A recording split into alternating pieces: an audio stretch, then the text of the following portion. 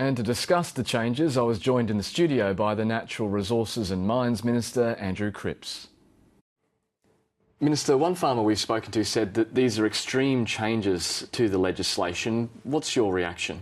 No, well, I don't agree with that, and they're not extreme changes at all. What we've done is looked very carefully at the current arrangements for the notification and objections process under both the Mineral Resources Act and the Environmental Protection Act, and we've examined ways in which we can reduce unnecessary red tape and regulation.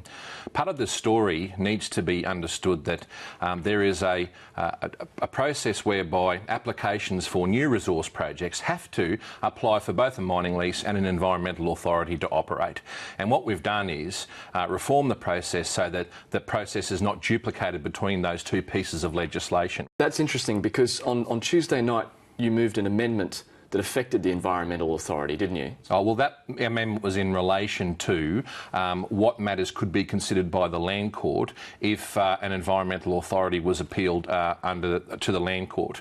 The Coordinator General goes through a full environmental impact assessment process if it's a coordinated project, and if the Coordinator General indicates that these are the conditions which will apply in terms of potential impact on the environment, then they stay in place for that environmental authority, and that's quite clear. And then you cannot object. If the Coordinator General is satisfied, you may not object. Well, you are able to have input, public notification and input into a coordinate. That doesn't matter if the Coordinator General says, I'm happy with what it is, judge's decision is final. But the Coordinator General takes into consideration all of those submissions that are made from anyone, right across the community, from affected landowners to... You can see, though, that that's a very, very powerful role you've just given to the Coordinator General. Well, the Coordinator General has always had the power to make those conditions as they relate to environmental authorities for projects that go through the coordinated process. But once he's determined those conditions, then that's it. Your objection. It says here that that its submission may not be taken to be an objection to the application. So, in effect, you cannot object. Well, that's the reason why you go through the full Coordinator General's environmental impact statement process. Public submissions are made to the Coordinator General in relation to what the potential impact on the environment could be from that resource project.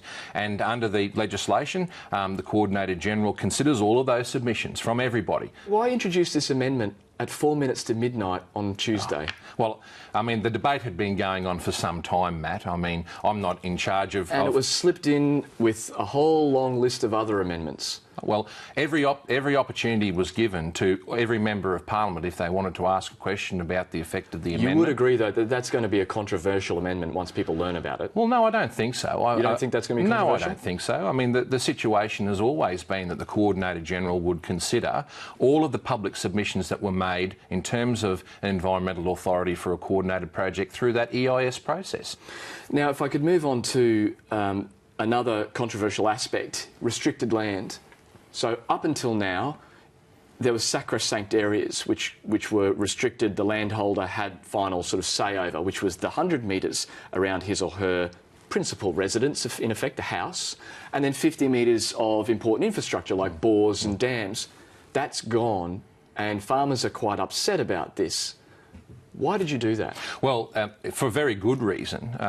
The restricted land framework as it was in place previously applied only to the resources sector under the Mineral Resources Act. That is for metal and coal projects. It didn't apply under the petroleum and gas legislation. We have a different system under the petroleum and gas legislation which involves the negotiation of what's called a conduct and compensation agreement. And the conduct and compensation agreement was a negotiation process between the landowner and a resource company about how the activities of that project may impact on the land and the rural business, I suppose, that's taking place on the property.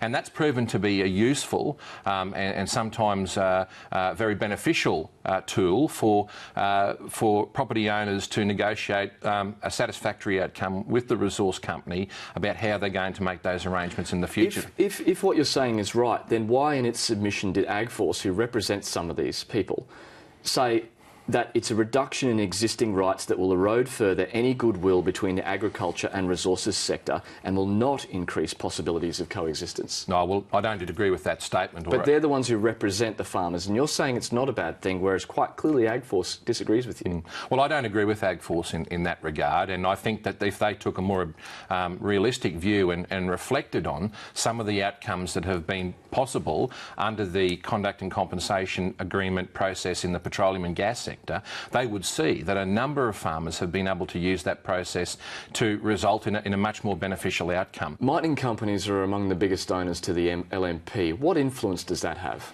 Well, it doesn't have any influence in relation to the way that we have pursued this particular project. But given the fact, if you look at the list of donors for last year, many have won contracts or have applications before government. Technology One, New Hope Coal, Wagner's, Treasury Hotel and Casino, Adani, Hancock Coal. Does that raise any flags with you?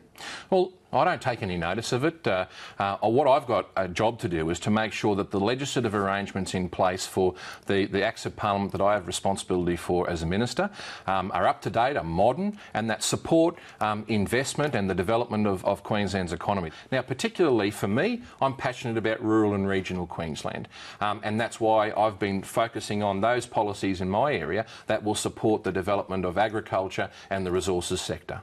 All right, Andrew Cripps, thank you very much for joining 7:30 Queensland. Thanks very much, Matt.